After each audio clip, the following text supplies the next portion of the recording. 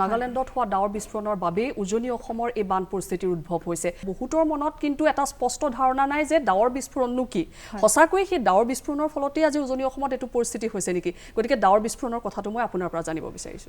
হয় ডাৱৰ বিস্ফোৰণ বা আমি যে ক্লাউড বাৰ্ষ্ট বুলি কওঁ সেইটো হৈছে এটা ৰেয়াৰ ইভেন্ট দেই সেইটো এনেকুৱা নহয় যে আজিকালি হৈছে মানে হয়তো ফ্ৰিকুৱেন্সিটো বাঢ়িছে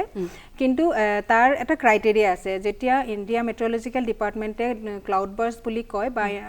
ডাৱৰ বিস্ফোৰণ বুলি যেতিয়া ষ্টেটমেণ্টটো দিব তাৰ এটা ক্ৰাইটেৰিয়া আছে এই ক্ৰাইটেৰিয়া মতে যদি এঘণ্টাত 100 মিলিমিটাৰ বৰষুণ হয় অৰ্থাৎ 10 সেন্টিমিটাৰ বৰষুণ হয় তেতিয়া আমি এটা ক্লাউড বাৰ্ষ্ট বুলি কম এতিয়া কথাটো হৈছে এই কথাখিনি এই যে এঘণ্টাত হল নে নহল এই তথ্যখিনি আমি পাব লাগিব সেই তথ্যখিনি পোৱাৰ পাছতহে আমি সেই কথাটো কম যে হয় এটো ক্লাউড বাৰ্ষ্ট যদি আমি 24 ঘণ্টাৰ এজে হল ৰেইনফল হিচাপে যদি পাইছো যে যোৱা 24 ঘণ্টাত সো এণ্ড সো ঠাইত 10 সেন্টিমিটাৰ বৰষুণ হৈছিল বা 15 সেন্টিমিটাৰ বৰষুণ হৈছে বা 20 সেন্টিমিটাৰ বৰষুণ হৈছে তেতিয়া হেতু তাক 24 ঘণ্টাৰ টোটাল একিউমুলেটেড বৰষুণ বুলিহে ধৰা হ'ব কিন্তু সেই এই ডাৱৰ বিস্ফোৰণ বুলি ক'বলৈ হলে সেই ক্ৰাইটেৰিয়া যেটো মই ক'লো যে এঘণ্টাত 10 সেন্টিমিটাৰ বৰষুণ হ'ব লাগিব তেতিয়াহে আমি তাক ডাৱৰ বিস্ফোৰণ বুলি কম আৰু সেই ডাৱৰ বিস্ফোৰণ বুলি মানে তেতিয়াহে আমি ষ্টেটমেন্টটো দিম ইণ্ডিয়া মেট্ৰলজিক্যাল ডিপাৰ্টমেণ্টৰ ফালৰ পৰা যেহেতু by definition it is like that নাগালেণ্ডত হৈছে বা অৰুণাচলৰ ডাৱৰ বিস্ফোৰণ হৈছে এনেকুৱা কথা কিছুমান ওলাইছে কেইদিনমান আগতে ধেমাজিত আমি খুব বানপানীৰ যেতিয়া হৈছে তেতিয়া ওলাইছিলে কথাটো যে সেই একেটাই কথা যে ডাৱৰ বিস্ফোৰণ হ'বলৈ সেই তথ্যখিনি থাকিব লাগিব যে সেই বৰষুণটো যে হৈছিলে সেই বৰষুণটো 10 এঘণ্টাৰ ভিতৰত 10 সেন্টিমিটাৰ হ'ল নেকি তেতিয়াহে আমি ডাৱৰ বিস্ফোৰণ বুলি ক'ম যদি আমাৰ হাতত পৰা তথ্যমতে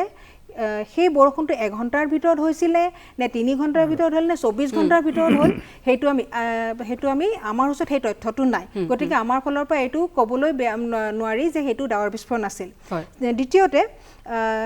যে হয়তো ডাৱৰ বিস্ফোৰণ নহয় ডাৱৰ বিস্ফোৰণতকৈ কম বৰষুণ যে মই যেটো ক'লো প্ৰবলৰ পৰা অতি প্ৰবল বৰষুণ যে ধৰক 7 সেন্টিমিটাৰ যদি মই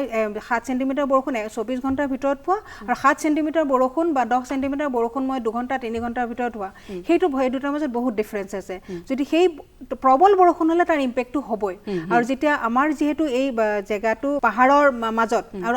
আমাৰ অসমখন হৈছে আমাৰ চাৰিওফালে পাহাৰে আগুৰি থকা নহয় জানো তেনেকুৱা ক্ষেত্ৰত কি হয় এইবিলাক মানে যেতিয়া ক্লাউড বাৰ্ষ্ট হ'বলৈ হলে আপোনাৰ ক্লাউড বাৰ্ষ্ট এটা মেছ'স্কেল সিস্টেম মানে এটো ধৰক খুব সোনকালে ই সৃষ্টি হয় ক্লাউডবোৰ সৃষ্টি হয় আৰু খুব মানে এঘণ্টা বা কেইঘণ্টা মানৰ ভিতৰতেই ডাউনপোৰ হৈ যায় আৰু সামটাইমছ ই মানে যেটো কৈছো এঘণ্টাৰ ভিতৰত যদি হৈ যায় তেতিয়াহলে হেতু ক্লাউড বাৰ্ষ্ট বুলি কয়